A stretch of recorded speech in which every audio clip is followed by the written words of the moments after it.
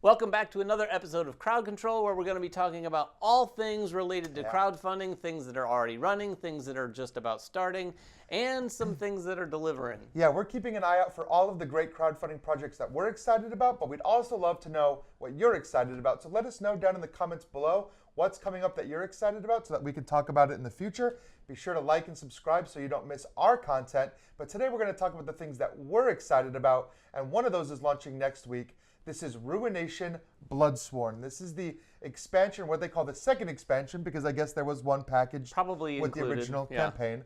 It's going to introduce a ton of new content. Now, David and I had a chance to play Ruination back when that one first came out. A long time ago. Really enjoyed it, actually, for a game of that style that might not be something that we normally like. It does a lot of unique things, and this expansion is promising to introduce a lot more unique things. In fact, they're streamlining some of the stuff from the base game, including how the glory track works, a little bit about how combat works. They're giving you some more dice to roll. They're giving you some defense, which wasn't present before. They're completely revitalizing the nomad system. So they're giving those nomads on the board a lot more to do. They're treating them more like NPCs that you can interact with some bosses to fight out on the board, which is a kind of a new thing they're adding in. So all of that is going in to like reestablish the core game.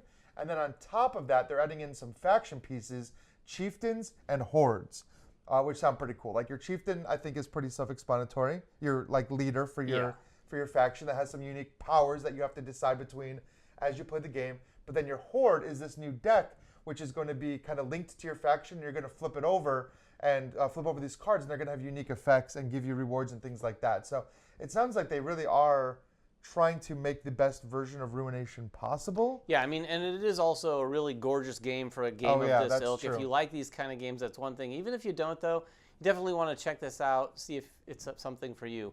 Another gorgeous game, the next one we want to talk about, is Altered. We're finally going to talk about it. It's finally here. Next week, at least. Yeah, we saw this at Gen Con and last year, and it is launching this week. Oh, this week. Yeah. My time travel shenanigans. January 30th, I think, is the day that it's launching.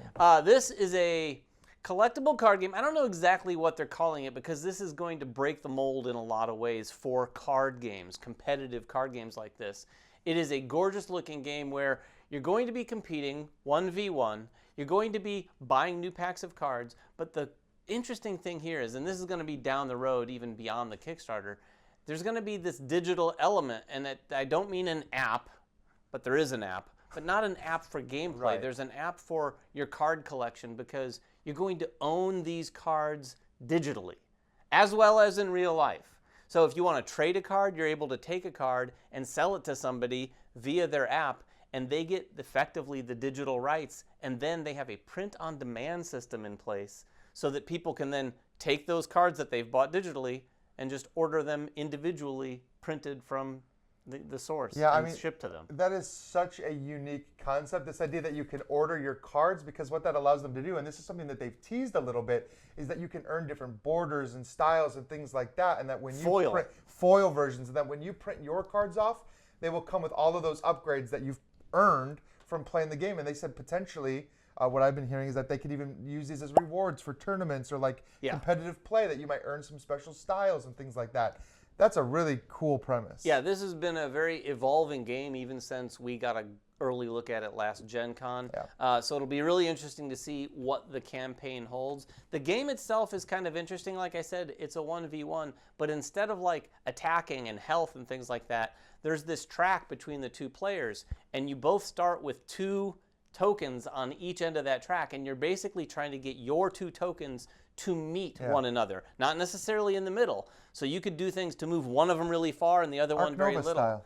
Yeah, kind of Ark Nova, Rajas of the Ganges. Yeah, Rajas of the Ganges too, yeah.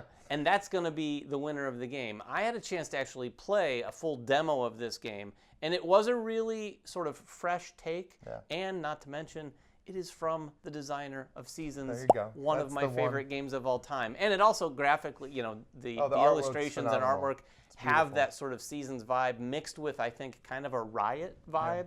Oh, yeah, so, I can see that. Yeah, it is a gorgeous game, so definitely check that out. All right, the next one we want to talk about is actually running right now. It's called Tokyo Highway Rainbow City. This is an expansion for Tokyo Highway. I remember when this game first came out, it was only available in Japan.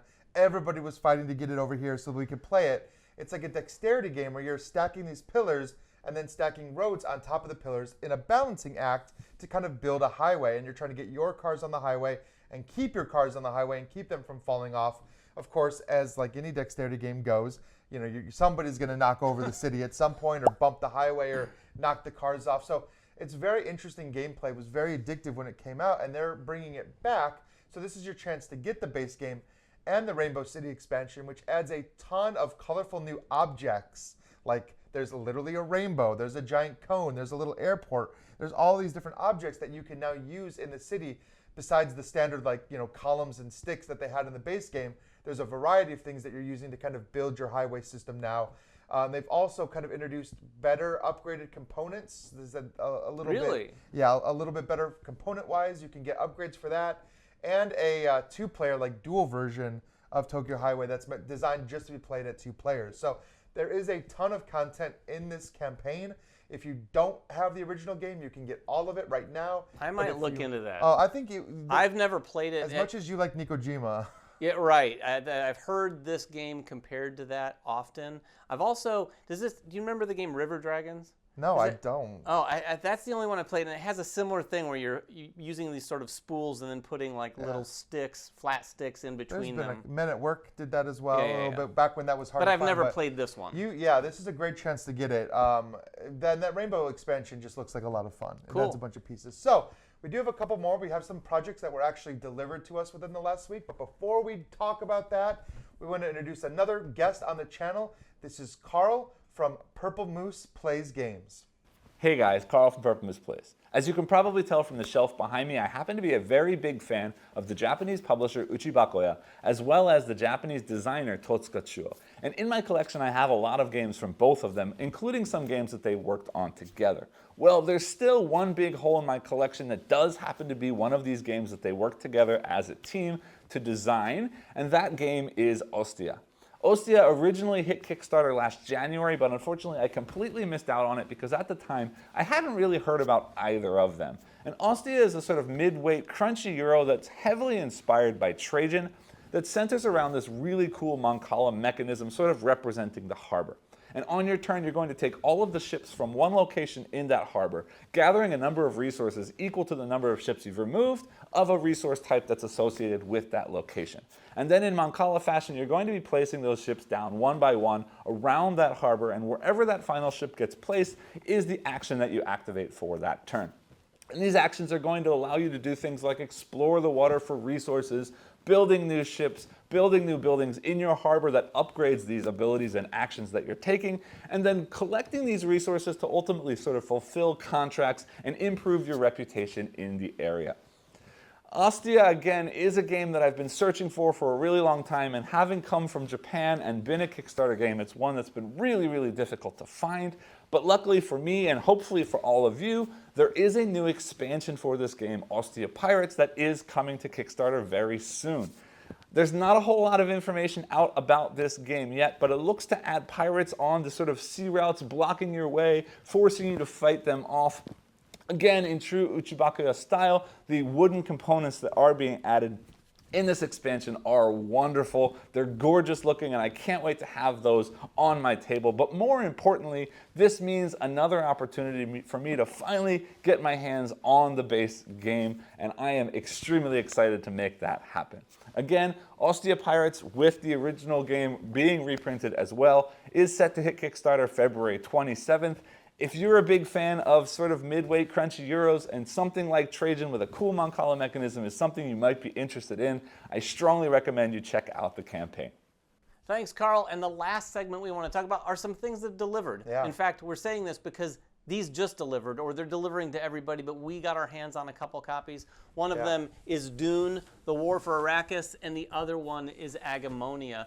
If you've watched the channel at all, you may have seen these things, but we have not only an unboxing of Agonia, but now a reboxing where I talk about how it's all organized, even in the trays, and how those trays all go back in there. Yeah. This one we know a little less about. We haven't played it. This excited to play it though. Literally just arrived before we hit record on the camera, so we pulled this up on the table here. This is not Dune Imperium. This is a new Dune game from Simon, and it is War for Arrakis. It sounds like, from what I understand, kind of a two-player game. Yeah, like Star but Wars Rebellion style-esque. the four-player game is 2v2, where you kind of have, Atreides and the I'll try it, Fremen. but I want to do the 1v1. That's where it seems like the game will shine. I mean, it seems, I pulled this box open a little bit. The board actually comes in two pieces that you put together. Oh, it's huge. It's a very big board. Tons of miniatures and a giant worm, which hopefully we're putting a photo of up right now. Yeah, you guys will see more content on that game, maybe more content on this game as Yeah. well. We'll see, but these are both entering the giant box competition for 2024, that's for sure. They're both very heavy, and you probably, if you back them, know that, because I think a lot of people have been talking, at least in our Discord, about, Agonia is coming, Dune is coming. Yeah. So if you don't have these, here they are. They're on their way. And if you do, well, get them open and let us know what you think. And if you're not in our Discord talking about your deliveries, join it. Come talk what are you about your doing? deliveries. It's a lot of fun.